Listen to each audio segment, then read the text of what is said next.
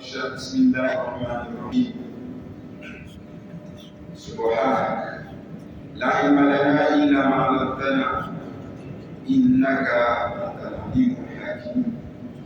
رب اشرح لي صدري ويسر لي أمري واحلل عقدة من لساني يفقهوا قولي. السلام عليكم ورحمة الله وبركاته. De temps en temps, on entend les gens dire que tout ce que nous faisons, c'est la volonté d'Allah subhanahu wa ta'ala, c'est Allah qui l'a voulu. Et les gens disent même que chaque chose est déjà écrite.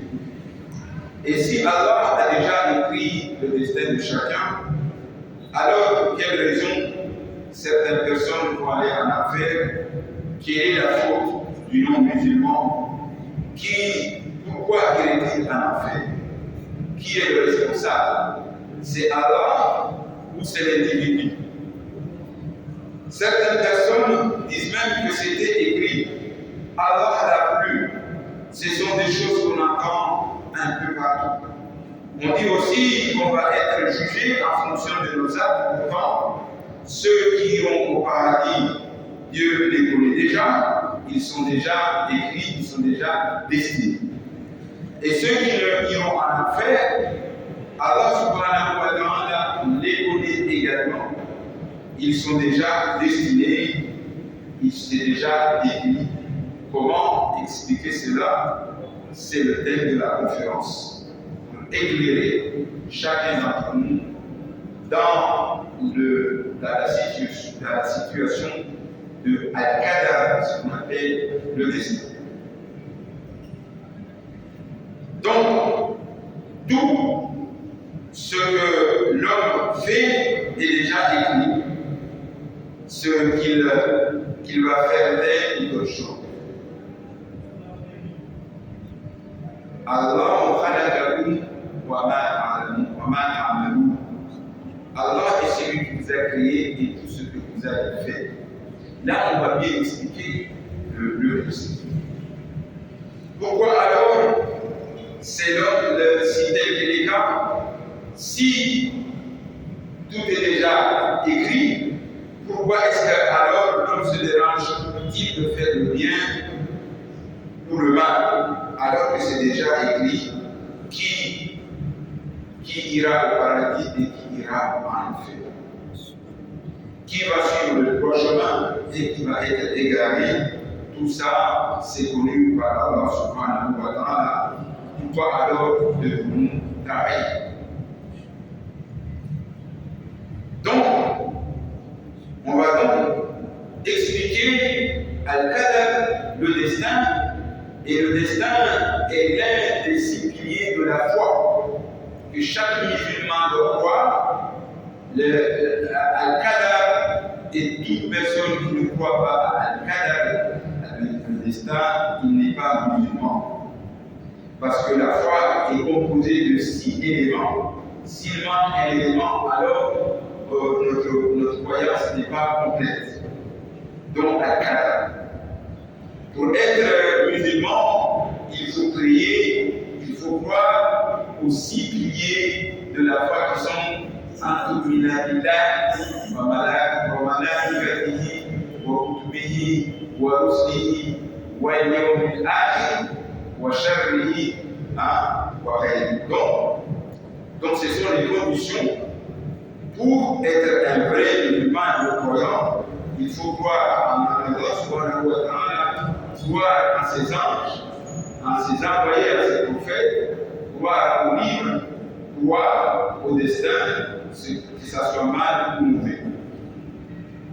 Et croire aussi au jour du jugement, croire que l'enfer et le paradis existent. Voilà les critères de la foi. Mais pour bien expliquer cela, on va prendre l'exemple des professeurs et ses élèves. Un professeur a ses élèves et il dit que ce groupe d'élèves va être admis au texte à l'examen. Et ce groupe-là ne sera pas admis Et le jour de l'évaluation, le jour de l'épreuve, ce qu'il avait prédit et réalisé, le groupe qu'il avait dit que ce groupe-là ne sera pas admis, n'est pas admis à l'évaluation, à l'examen. Le groupe qu'il avait prédit que ce groupe-là sera admis, ces élèves-là seront admis, ils sont admis. Est-ce que le groupe qui n'est pas admis, qui a échoué à l'examen, viendrait blâmer l'enseignant parce qu'il a dit qu'il ne sera pas admis, que ces élèves-là ne seront pas admis? Est-ce que c'est la faute des enseignants, de l'enseignant, ou c'est la faute des élèves? Bien entendu, c'est la faute des élèves qui n'ont pas appris leur leçon, qui n'ont pas travaillé. Mais l'enseignant, lui, comme il connaissait ses élèves, il a seulement dit à l'avance que ces élèves-là ne seront pas admis. Parce qu'il les connaissait, chaque enseignant connaît ses élèves.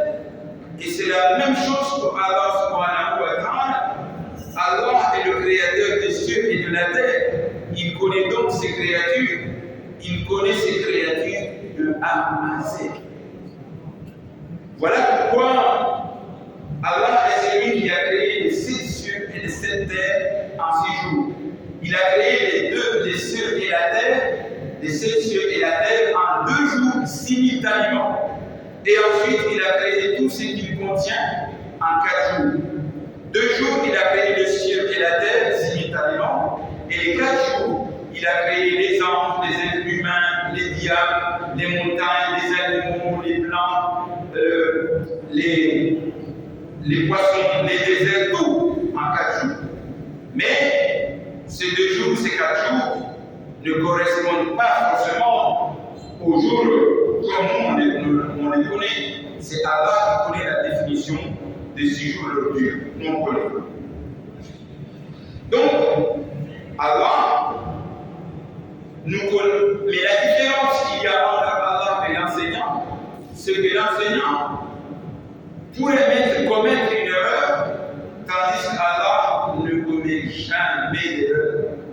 Tout ce qu'il dit, c'est juste et c'est vrai, et ça va se réaliser exactement comme il l'a dit.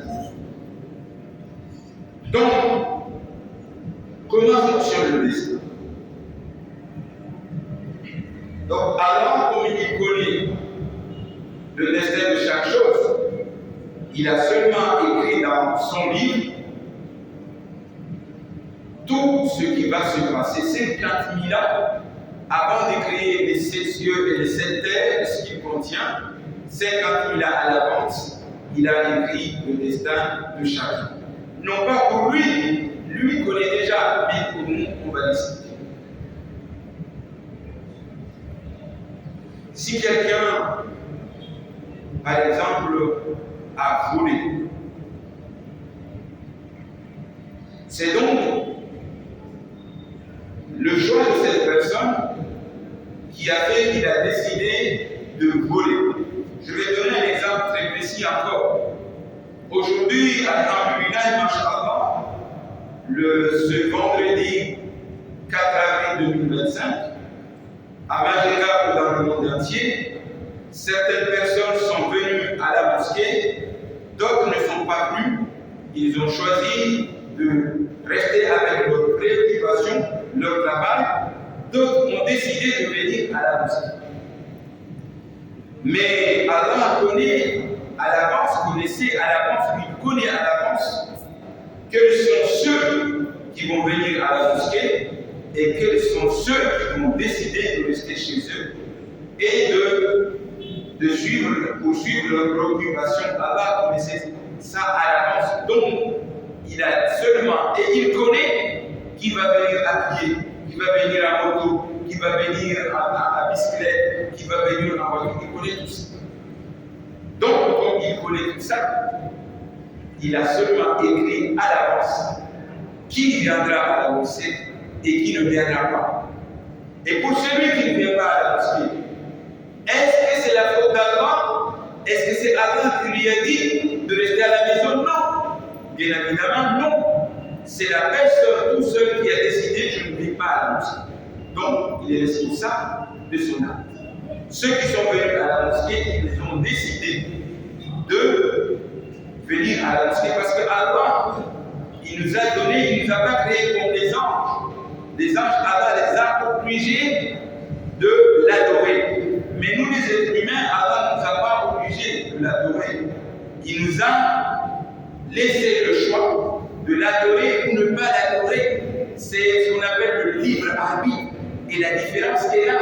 Allah nous a montré, nous a enseigné ce qui est bien et ce qui est mauvais, et il nous a dit choisissez. Choisissez de faire le bien, choisissez de faire le mal.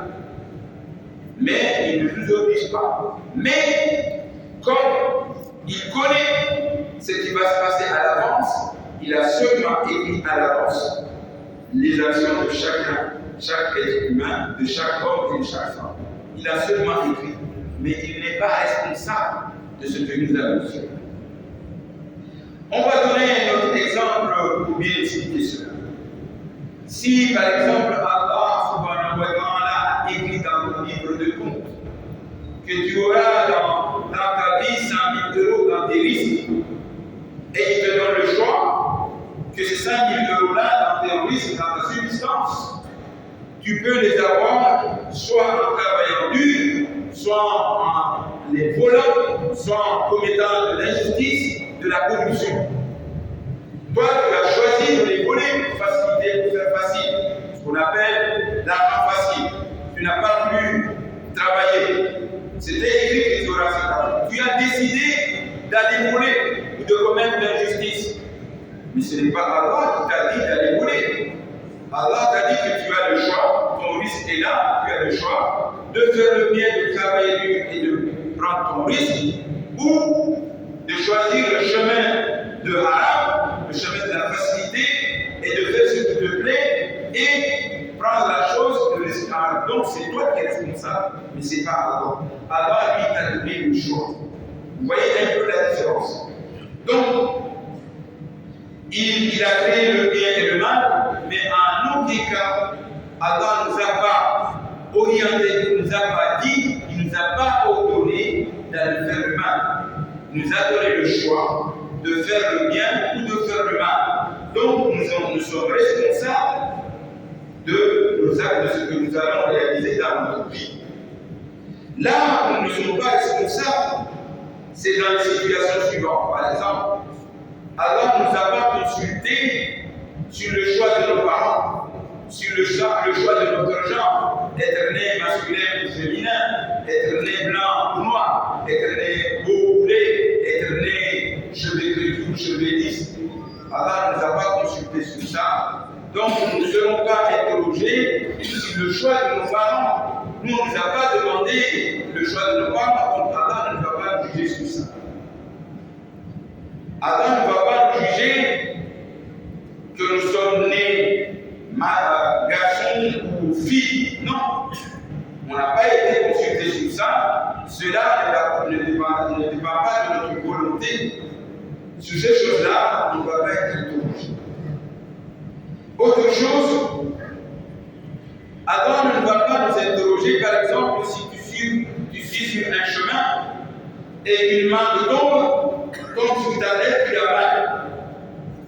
Allah ne va pas t'interroger pourquoi est-ce que tu es passé sur ce chemin-là et que la main est tombée sur toi. Non. Toi, tu ne savais pas que sur cette route-là, une main allait tomber sur ta tête. Ça, c'est à l'égard d'Allah. Allah a décidé, toi, tu ne savais pas. Donc, c'est une épreuve. Donc, tu ne seras pas jugé sur ça, même si tu as mal. Donc, la chose qu'on pourrait se poser, pourquoi est-ce que Allah, comme il savait quels sont les gens qui vont aller au paradis et quels sont les gens qui vont aller à l'enfer, pourquoi alors Allah n'a pas décidé seulement, sans qu'on passe venir dans ce monde et qu'on va directement au jugement et que Allah dise, bon, vous allez au paradis, vous allez à l'enfer. Pourquoi Allah n'a pas fait cela? Mais s'il avait fait cela, que diriez-vous du professeur tout à l'heure si le professeur avait dit que ce groupe-là, sans passer l'examen, va être admis à l'examen et ce groupe-là va échouer sans passer à l'examen? Que allait-il se passer? Mais le groupe qui est déjà admis accepterait la proposition du professeur. Mais le groupe qui aurait échoué ne va pas accepter cela. Il allait faire la grève, demander au professeur quelle est la preuve que nous, on n'est pas admis. Pourquoi est-ce que tu as décidé comme ça? Il n'y a pas de preuve qui nous distingue comme ça, qu'on n'est pas admis comme ça. Mais sur Allah, ça va être pareil. Si Allah a décidé, sans passer le test, ici, les gens qui allaient au paradis accepteraient, bien entendu, mais les gens qui iront en enfer allaient demander à Allah pourquoi est-ce que tu nous mets en enfer? Quelle est la preuve? Pourquoi est-ce qu'on va aller en enfer? Il n'y a pas eu d'examen, il n'y a pas eu de test. D'accord? Et même pour les professeurs là, si tout le monde est admis médecin, et il y a des gens, des médecins qui n'ont pas les compétences et les capacités d'être médecins, tout le monde est admis, mais ils vont tuer des gens. Et si tout le monde a le permis de conduire, si tout le monde a le permis de conduire, mais il y aura tellement de massacres sur la route, il y a des gens qui vont être écrasés par les voitures, ils ne connaissent pas, et ceux qui n'ont pas les compétences ne connaissent pas le code de la route, il y a des gens qui vont mourir. Vous voyez? Donc il faut passer le test. Donc ce test-là, Allah ne le fait pas pour lui. Lui il connaît déjà, mais il le fait pour nous, pour qu'on soit témoin de nos actes le jour du jugement dernier. Qu'on ne vienne pas dire à Allah, pourquoi est-ce que tu nous mets en enfer? Le problème, Allah subhanahu wa ta'ala connaît qui va aller à l'enfer, qui va aller au paradis. Mais s'il écrit tout ça là, dans notre livre de compte, c'est pour nous, pour que nos membres viennent témoigner ce jour-là que j'ai fait telle ou telle bêtise, qu'il les écrit pour nous, mais pas pour lui. Le jour du jugement, nos yeux témoigneront, nos oreilles témoigneront, nos mains témoigneront, nos membres témoigneront contre nous. Donc, c'est pour cela que Allah subhanahu wa ta'ala, il fait passer le test, l'examen dans ce bas-monde, pour que demain on ne vienne pas dire que tel ne méritait pas le paradis, tel méritait le paradis, tel ne méritait pas l'enfer, tel méritait l'enfer. Non. Le test a été passé, donc chacun aura ce qu'il a mérité.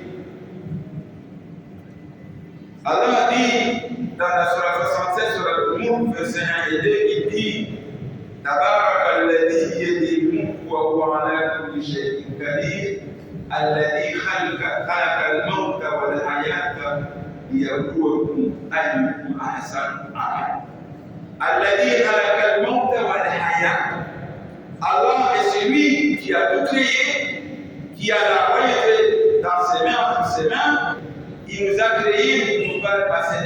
Il a créé ce monde, ce qu'on appelle Al-Maut. Al-Maut, c'est ce monde. Wal-Hayat, c'est la vie après la mort qu'on appelle Al-Hayat. Pourquoi? Parce qu'on est venu dans ce monde pour mourir et on va dans l'au-delà pour rester à vie, à l'éternité.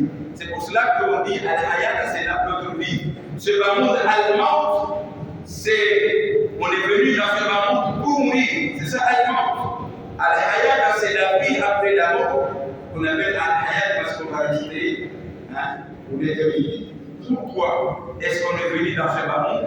Allah dit Khalaqal-mawta wal-hayat liyabluwakum ayyukum ahsanu amala. Voilà, donc, pour nous tester, qui parmi nous fera la meilleure en œuvre? Qui va faire le bien et qui va faire le mal? C'est l'objectif du test.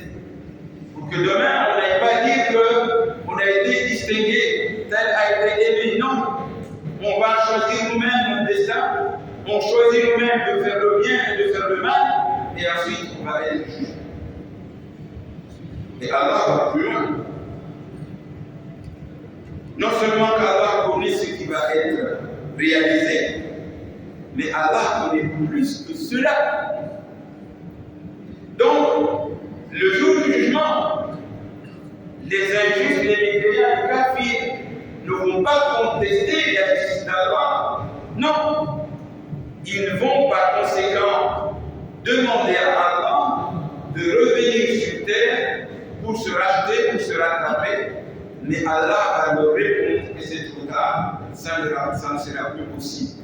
Ils vont demander à Allah de revenir sur terre, sur terre pour passer un nouveau test, pour avoir une seconde chance. Mais Allah va refuser cela. Pourquoi? Parce que Allah, il sait à l'avance que même si ces gens-là revenaient sur terre, ils referaient les mêmes bêtises. Allah connaît cela. Pourtant, c'est quelque chose qui n'a même pas existé. Allah sait que ces gens-là, s'ils les faisaient revenir sur terre, qu'est-ce qu'ils allaient faire? Les premiers jours, parce qu'ils ont vu l'affaire là, ils vont travailler, ils vont venir à la petite année, attention, on est il faut travailler, il faut prier. Les premiers jours, ils vont faire. Ils vont adorer Allah, les tout premiers jours. Mais après quelques jours, ils vont oublier qu'ils étaient en enfer là-bas. Et ils vont reprendre les mêmes bêtises. Donc Allah leur dit, je ne vais pas vous faire revenir sur la terre parce que vous allez faire les mêmes bêtises et vous allez revenir encore ici, vous mettre encore en enfer. Donc c'est pas la peine. Allah connaît ça. Allah connaît quelque chose qui n'a pas existé. Comment cette chose allait agir si elle devrait exister? Je vais vous donner un exemple très précis.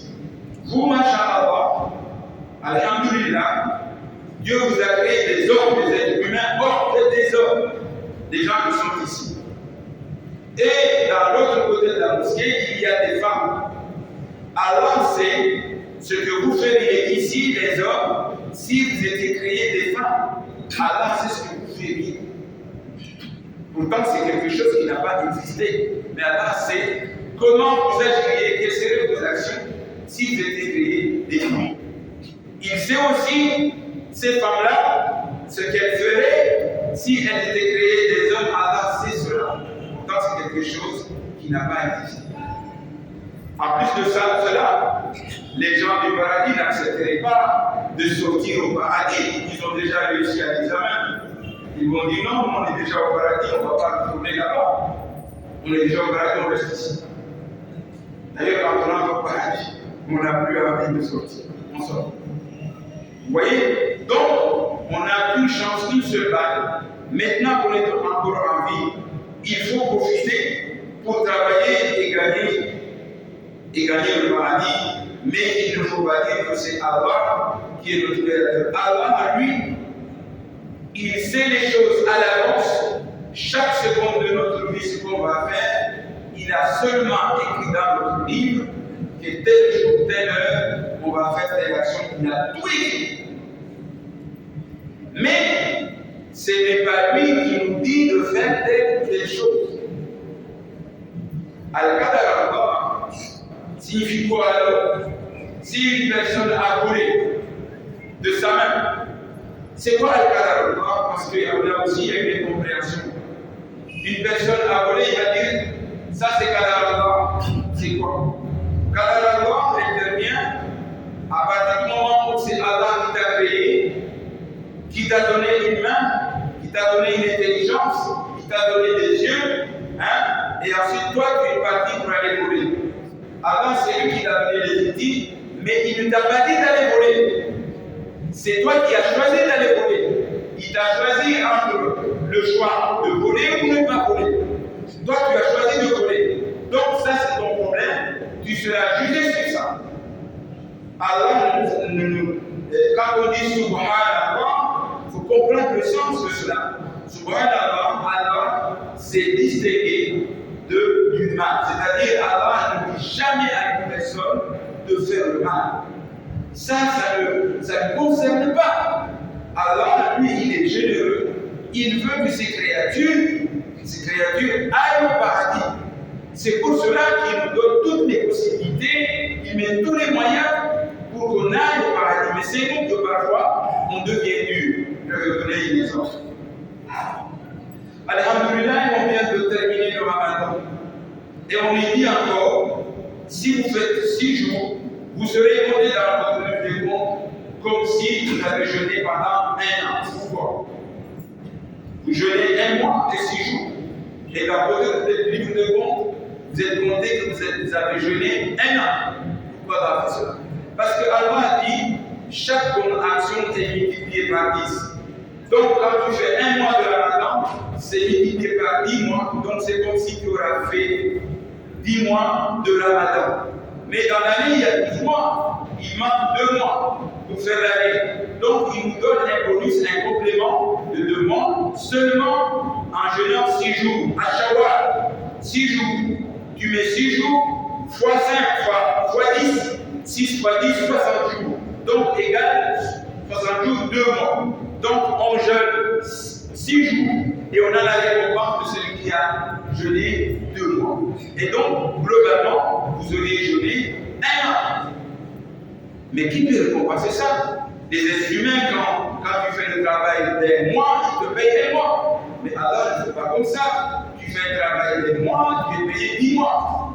10 mois de salaire. Tu mets un mois de loyer. Donc Allah veut tout faire pour nous mettre au paradis, mais nous on hésite. Et même le mois de Ramadan, les portes de l'enfer sont fermées. Allah ne veut pas que ses serviteurs entrent dedans. Mais nous on fait quoi? Il y a des gens, malgré que les portes de l'enfer sont fermées au mois de Ramadan, les shayatin sont enchaînés. Il y en a qui font quand même des péchés. Il y en a qui ne jeûnent même pas. Et les anges s'étonnent quand ils voient les gens comme ça. Les anges disent à cette personne qui fait du péché pendant le mois de Ramadan, ils se disent, mais c'est une personne comment? Comment se fait-il que cette personne, les portes de l'enfer sont fermées, et lui il veut entrer par la force? Allah ne veut pas que vous entrez là-bas, mais lui il veut rentrer par la force. Donc on écrit son nom sur les portes de l'enfer, alors qu'Allah ne veut pas qu'ils entrent dedans. Vous voyez la dureté des hommes. Quel parent aimerait que le malheur tombe sur ses enfants? Personne. Mais si les parents punissent l'enfant, c'est pour son bien, c'est parce que l'enfant a dépassé la limite. Aucun parent ne souhaiterait le malheur à ses enfants. Ça n'existe pas. Tous les parents aiment leurs enfants. Mais c'est Allah, c'est pareil. Allah aime tellement ses créatures qu'il nous aime plus que nos papas et nos mamans. Allah ne mérite pas qu'on aille en enfer. Mais parfois, on ne montre même pas une action pour donner l'occasion à Allah de nous mettre au paradis. Le jour de Yawm Qiyamah, Allah va prendre une seule personne qui a une seule bonne action. Allah va le mettre au paradis. Et ce jour-là, quand le prophète Mohammed sallallahu alayhi wa sallam a vu l'action, il a rigolé. Machallah. Sans bonne action. La personne, lui, dans sa tête, il pensait qu'il allait à l'enfer. Il a une bonne action suffisante. Et quelqu'un qui avait 99 actions, il lui manquait une action, il a fait le tour. Personne ne peut lui donner une action. Il est venu sur la personne qui a une seule bonne action, il lui a dit quelle est sa situation. La personne lui a dit de toute façon, moi, je vais aller à l'enfer, j'ai une seule bonne action. Donc prends mon action, au moins toi tu vas aller au paradis. Et la personne, ouf, il a pris cette action, il va tout aller au paradis. Et Allah l'appelle, mon serviteur, qui t'a donné cette action de te manquer? Il dit, c'est ton serviteur là qui avait une seule bonne action. Et il m'a dit de prendre son action parce que de toute façon, lui, il va aller à l'enfer. Donc, il m'a donné la possibilité d'avoir cette bonne action. Et Allah lui dit, appelle-le, vous deux, vous allez aller au paradis. Il pense qu'il va être généreux plus que moi, Allah, non. Il a eu la générosité de te sauver, moi aussi je peux le sauver.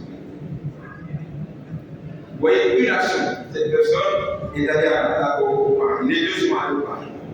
Donc, Allah nous dit, comme ce professeur connaît ses élèves, qui va aller au paradis, qui va aller à l'enfer, Allah aussi dit qu'il y a des signes des gens du paradis et des gens de l'enfer. Les signes des gens du paradis sont au nombre de 3 et les signes des gens de l'enfer sont au nombre de 3. Quels sont les signes? C'est Allah qui s'adressait à Adam en lui disant à Adam, les signes des serviteurs paradis sont au nombre de 3, et les signes de tes enfants qui vont aller en enfer sont au nombre de 3, lesquels? Allah dit à Adam, en s'adressant à nous bien évidemment aussi, les 3 choses des gens du paradis sont les suivantes. La foi en lui, croire à Allah, que Allah existe, et croire aux prophètes et à leur message, et ensuite, troisièmement, obéir au Coran, suivre les commandements du Coran, s'abstenir de ce qui est mauvais et faire le bien. Voilà les 3 critères des gens du paradis. Mais dire simplement que moi je crois en Allah, cela n'est pas suffisant, parce que Shaitan aussi, il croit en Allah peut-être plus que nous. Shaitan n'a aucun doute sur l'existence d'Allah subhanahu wa ta'ala. Pourtant il va aller en enfer, mais pourquoi? Parce qu'il a décidé de ne pas suivre les commandements du prophète, de ne pas suivre le commandement du Coran, de ne pas faire le bien et le mal, mais de pousser les gens à aller en enfer. C'est tout. Donc, quand on se dit que moi je m'appelle Abdou, je suis musulman, j'irai au paradis, faites attention. Ton nom Abdou ou Sharif ou Saïd ne suffit pas pour dire que moi je suis musulman. Pour être musulman, non seulement qu'il faut croire en Allah subhanahu wa ta'ala, en plus à ses prophètes, en plus à ce Coran, et ensuite il faut pratiquer. Pratiquer le sunnah du prophète, pratiquer ce qui est dit dans le Coran, ce qui est haram, je laisse, ce qui est halal, je le fais. Voilà les critères des gens du paradis. Ceux qui font ça, ils ont suivi le chemin du paradis. Et quelles sont les œuvres des gens de l'enfer? Les œuvres des gens de l'enfer aussi sont en nombre de 3. C'est nier l'existence d'Allah, dire que Allah n'existe pas, penser dans sa tête que ce monde s'est créé, que ce monde s'est venu tout seul par la nature. Où est-ce que vous avez vu quelque chose se créer tout seul? Donne-moi un seul exemple dans la vie quotidienne, dans la vie normale, un seul objet qui s'est créé, qui s'est fait tout seul. Ça n'existait pas. Cette maison, tout ce que vous voyez, il y a quelqu'un derrière qui a fait. Pourquoi alors les cieux et la terre? Une créature tellement compliquée, avec un programme tellement sophistiqué, comment se ferait-il que c'est venu tout seul? Ça, c'est une mission impossible. Le soleil, s'il descendait seulement de 1 cm, tout ce qui est sur la terre brûlerait. L'homme compris des arbres et des plantes. Et s'il montait seulement de 1 cm, tout ce qui est sur la terre gelerait et on mourrait de froid. Les blancs et les animaux compris. Alors qui l'a stabilisé? Il ne descend pas, il ne monte pas, et en plus il ne tombe jamais en bas. Qui fait cela? C'est parce qu'il y a un créateur tout puissant qui a une maîtrise parfaite de tout ce qu'il a fait. Donc, pour finir, et pour bien comprendre le sujet, un jour, donc, Allah subhanahu wa ta'ala, ce n'est pas lui qui nous dicte de faire le bien ou qui nous pousse à aller faire le mal. Non, absolument pas. Allah a créé le mal, le bien et le mal, et il nous a dit choisissez. Mais moi ici, je sais ce que vous allez faire, j'écris à l'avance vos actions. C'est ça le cas. Mais c'est pas lui qui nous dit toi tu vas faire le bien, toi tu vas faire le mal. Non. Nous on décide, mais comme on a décidé, c'est pas Allah qui a choisi. Allah, c'est nous qui avons choisi, mais c'est Allah qui a écrit. Il n'a pas choisi pour nous, nous on a choisi et Allah a écrit. Est-ce que c'est clair? Allah n'a pas choisi pour nous, nous on a choisi, mais Allah a écrit. Mais le choix, la décision nous appartient. Donc c'est tellement important de comprendre cela que Allah n'a pas décidé pour nous, mais nous on a décidé pour nous. Donc les 3 actions pour les gens de l'enfer sont l'idolâtrie, c'est le fait d'adorer des statues, d'associer Allah à un autre Dieu, dire par exemple que Allah a un enfant, l'associer à des créatures, ça c'est l'idolâtrie, ou alors croire qu'Allah n'existe pas. Et ensuite,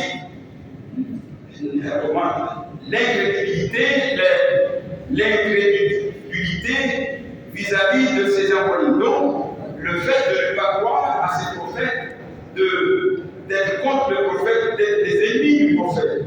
Et ensuite, le fait de ne pas croire à son livre et à ses commandements.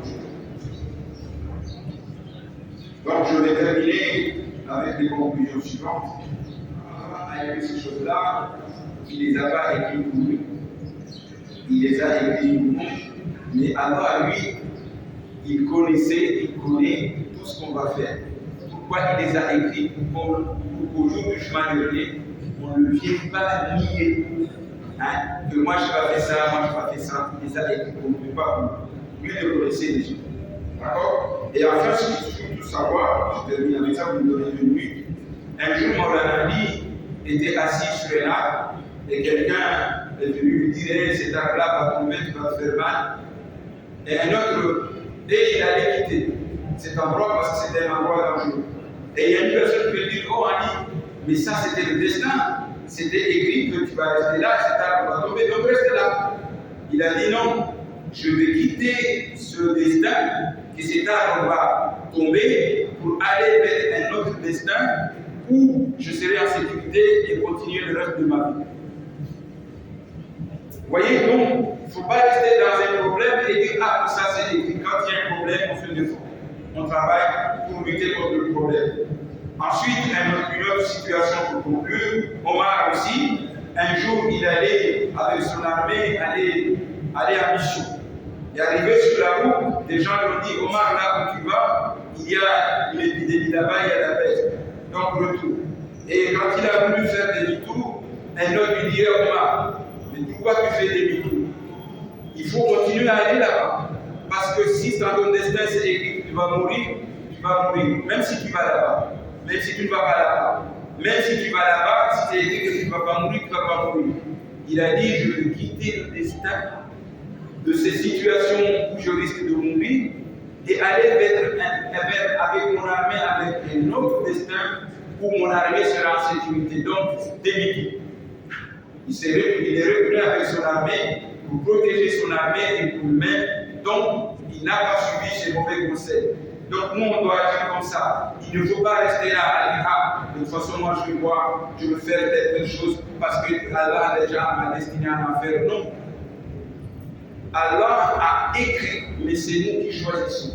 Nous choisissons et Allah écrit. Donc choisissons de faire le bien et Allah va écrire ce que nous faisons et ensuite il nous mettra au paradis, Inch'Allah. Et sur ce, je vous dis Assalamu alaikum wa rahmatullahi wa barakatuh.